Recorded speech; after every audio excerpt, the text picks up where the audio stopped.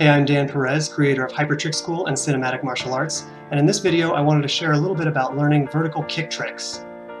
When it comes to kick tricks, most people only utilize a few pieces of the much larger puzzle.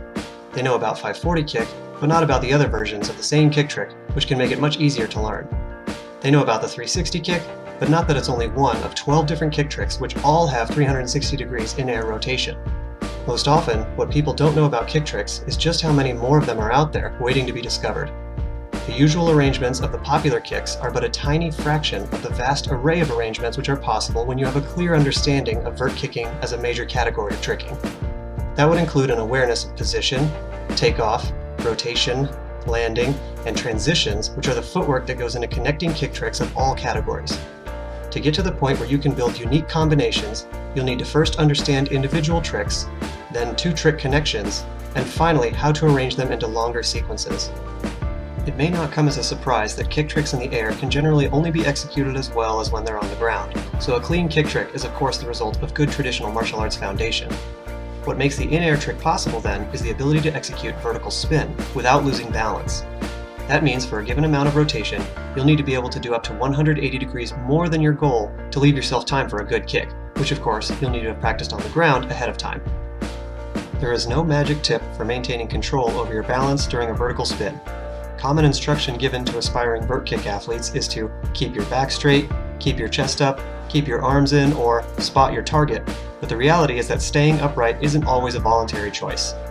The only way to develop full control over your balance consistently is to build it painstakingly through proper training.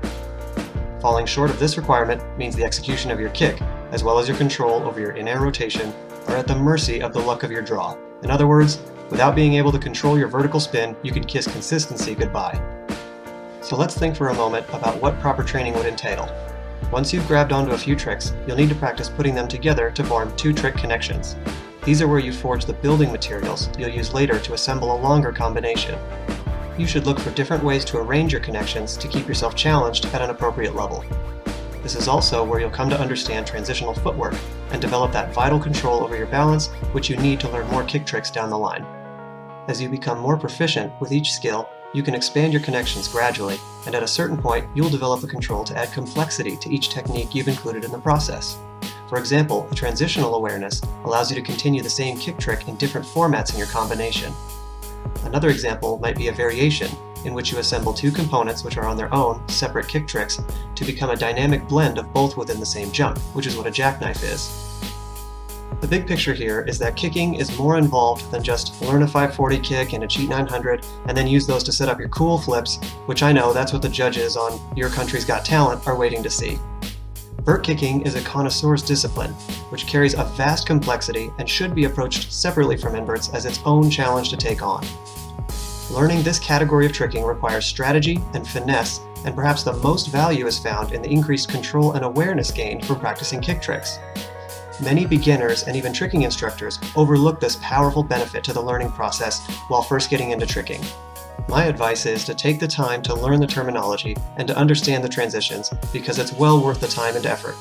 As an instructor and a tricking athlete myself, I always structure my lessons with the nuance of kicking techniques as a way to keep things interesting and ensure there's more progress to be made. Training your vert skills the right way on a long enough timeline should yield results that are not only appreciable in their own right categorically, but add a degree of versatility to your tricking that elevates you as an athlete. Learn more techniques, gain more abilities, become better at tricking. Thanks for watching. If you want to learn tricking directly from me, you can go to teachmetricking.com, or if you want to offer my skills and concepts at your facility, pick up my program at cinematicmartialarts.com.